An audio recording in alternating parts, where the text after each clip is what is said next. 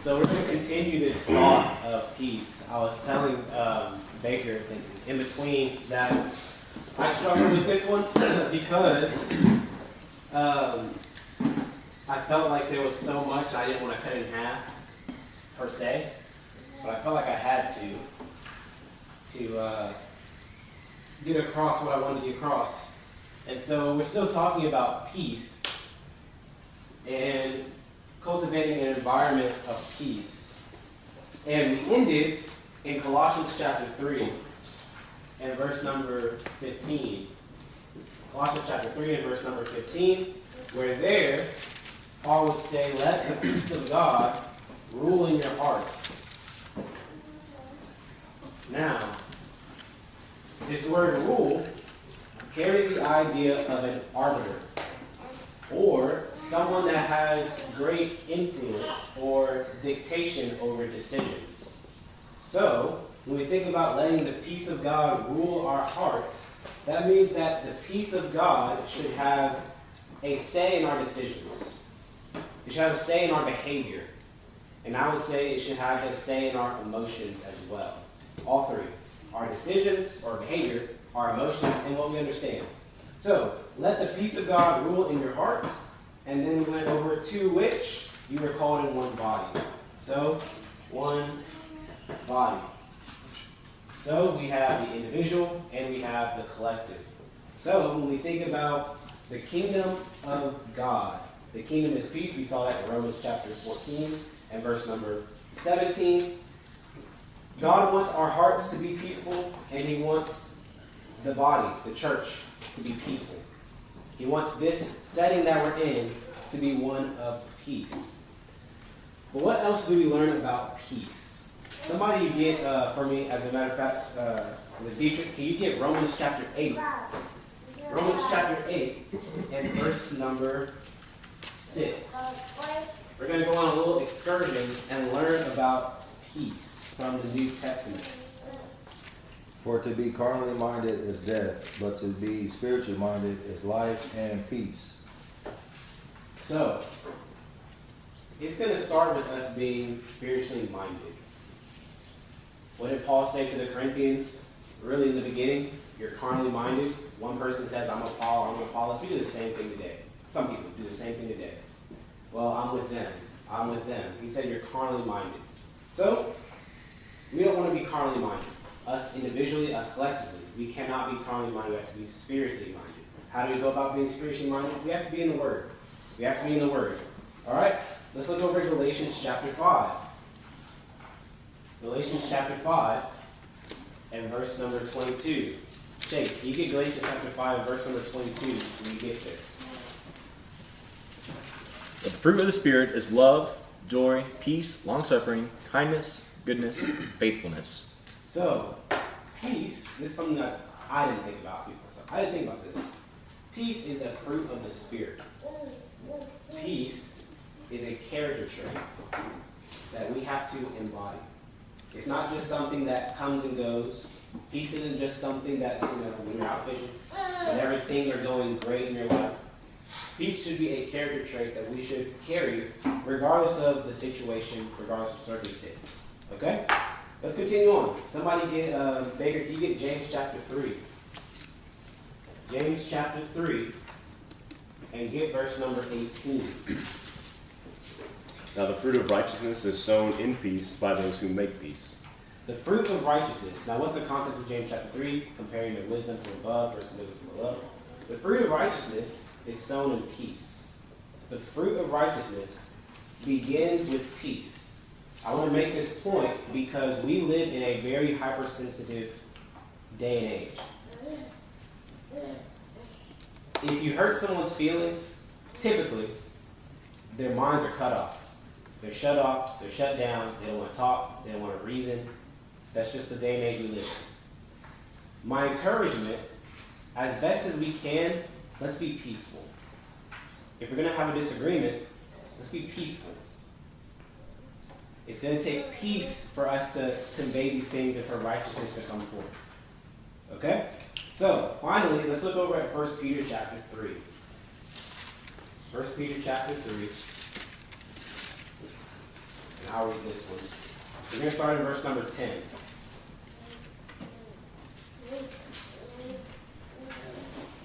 First Peter chapter 3, starting in verse number 10. This is a quote from Psalm chapter 34.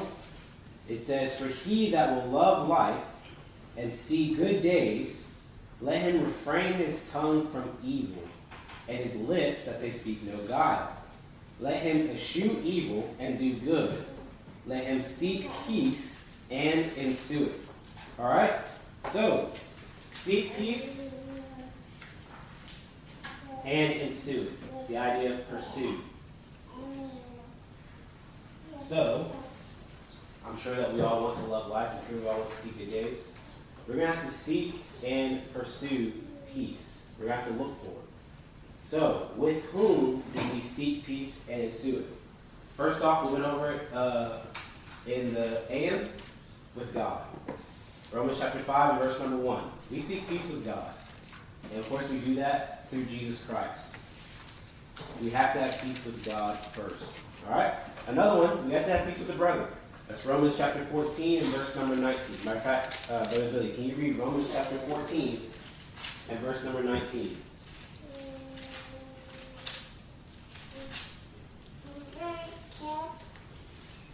Therefore, let us pursue the things which makes for peace, and the things which makes one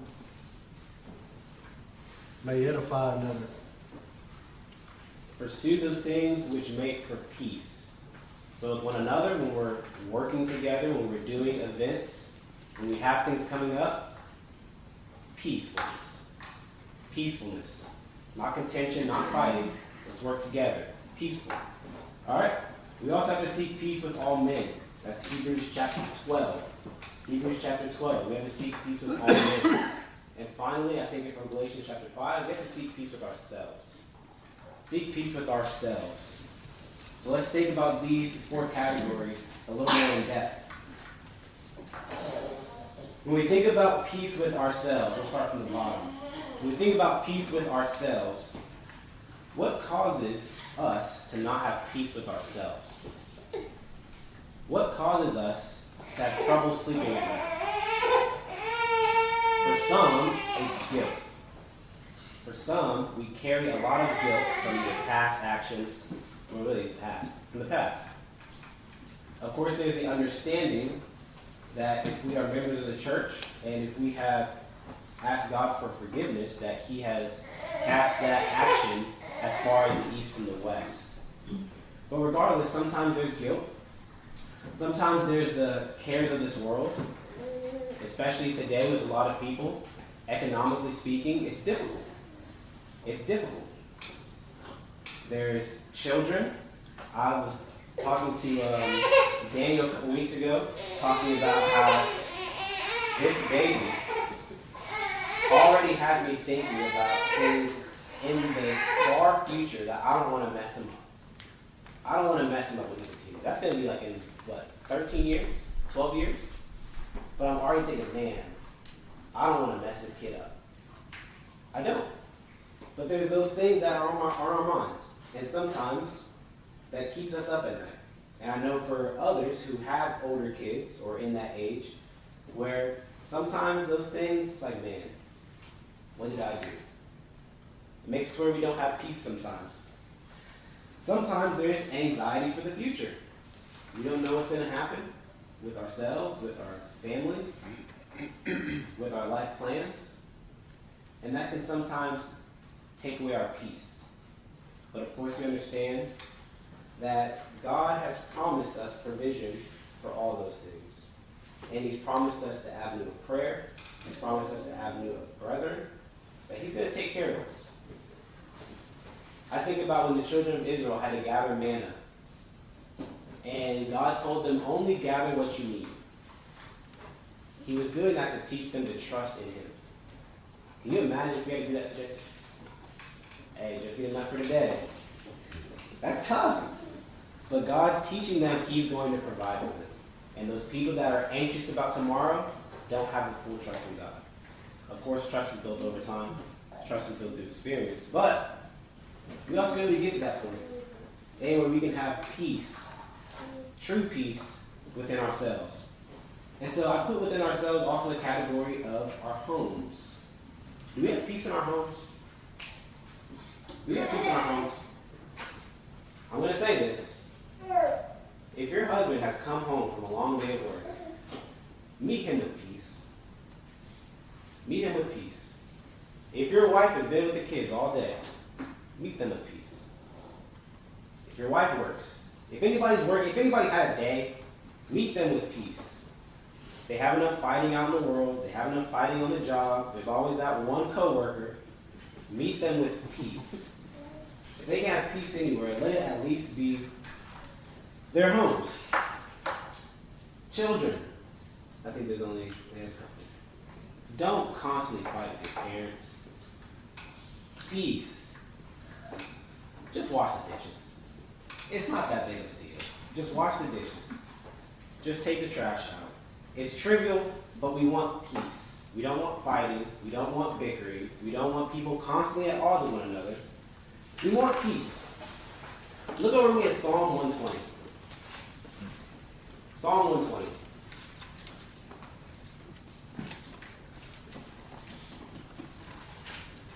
We're going to start in verse number 6.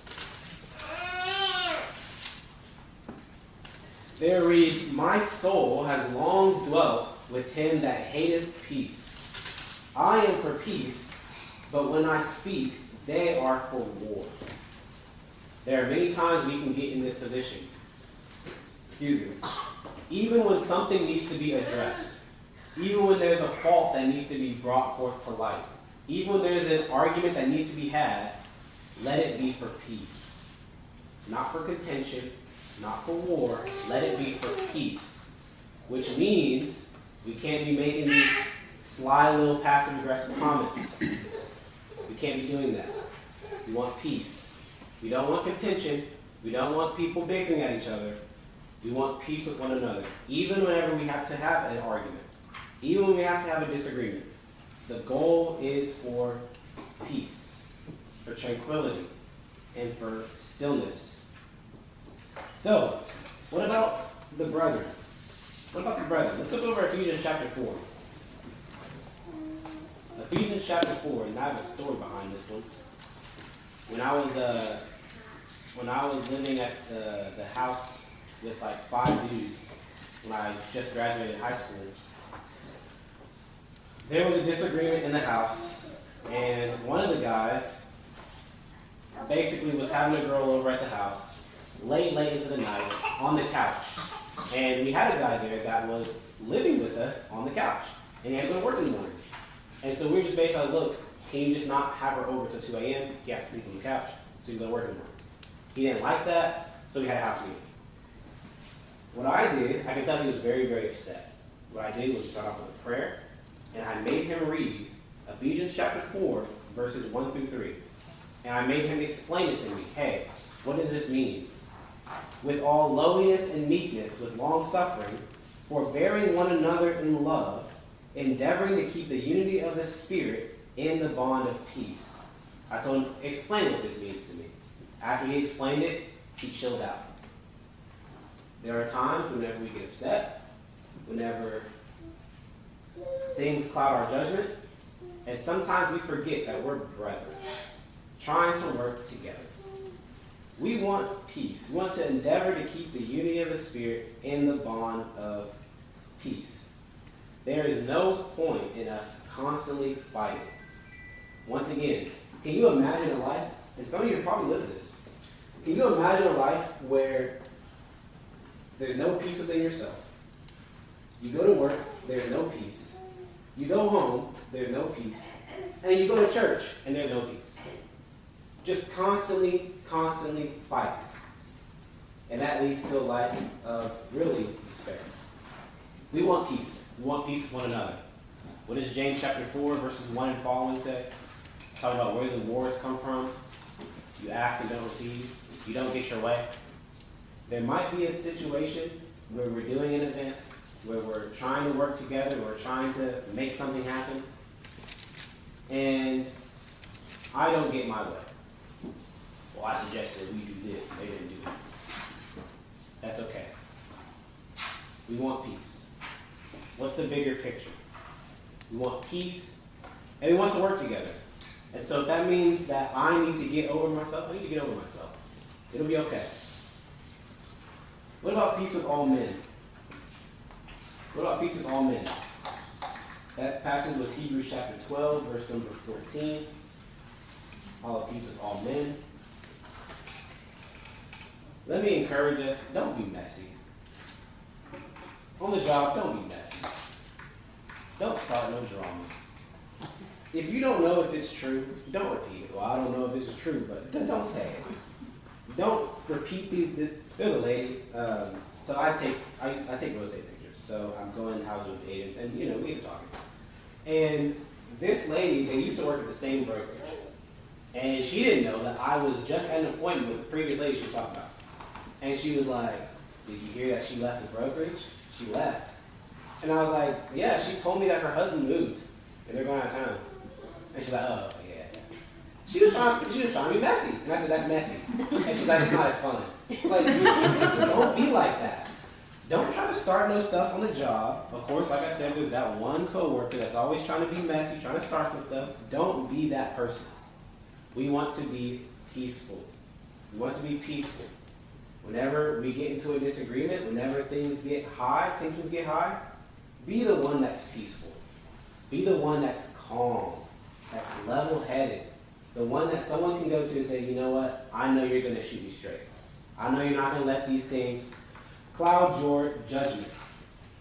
No wonder why Jesus said in Matthew chapter 5 and verse number 9, he said, blessed are the peacemakers. Why? They're going to be called the children of God. God is a God of peace. So, let's be people of peace.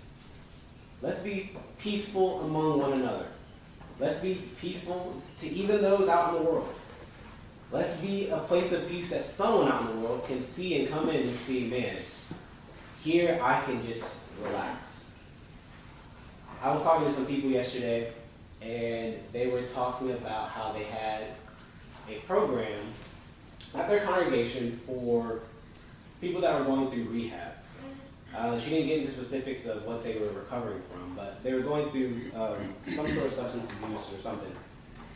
And she said they were coming to church and they were doing good, but she could tell that some of the members looked down on them.